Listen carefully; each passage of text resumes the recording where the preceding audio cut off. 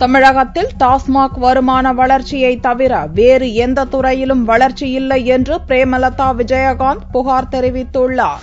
நெல்லை தொகுதி தேமுதிக வேட்பாளர் சிவனைந்த பெருமாளை ஆதரித்து பிரேமலதா விஜயகாந்த் தேர்தல் பிரச்சாரம் செய்தார். அப்போது பேசிய அவர், ஆட்சி பொறுப்பேற்ற ஒரு மாதத்தில் மின்வெட்டு பிரச்சினையை தீர்ப்பேன் என்று முதல்வர் ஜெயலலிதா தெரிவித்தார். 3 ஆண்டுகள் கடந்துவிட்ட பின்னரும் உரிய நடவடிக்கை எடுக்கவில்லை என சுட்டிக்காட்டினார். முதல்வர் ஜெயலலிதா கூறுவது போன்று தமிழகத்தில் வளர்ச்சி என்பது வேறு எந்த துறைகளிலும் இல்லை, டாஸ்மாக் கடைகளில் ஏற்பட்டுள்ள விற்பனை அதிகரிப்புத்தான் வளர்ச்சி என்று பிரேமலதா கிண்டல் செய்தார். 3 மாசத்துல தமிழ்நாடு முழுக்க மின்வெட்டு பிரச்சனையை சரி செய்வோம் என்றுதான் முதலமைச்சர் ஆட்சிக்கு வந்தார்.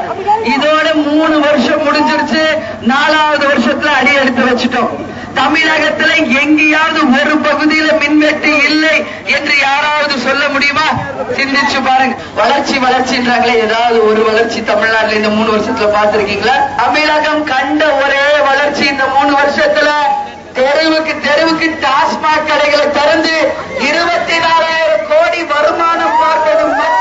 பெட்ரோல், டீசல் விலையை குறைக்கவும் நதிகளை இணைக்கவும் நடவடிக்கை எடுப்பேன் என நரேந்திர மோடி உறுதியளித்துள்ள நிலையில் மக்களின் வாழ்வாதாரம் காக்க தேசிய ஜனநாயக கூட்டணிக்கு ஆதரவு அளிக்க கோரி பிரேமலதா கேட்டுக் கொண்டார்.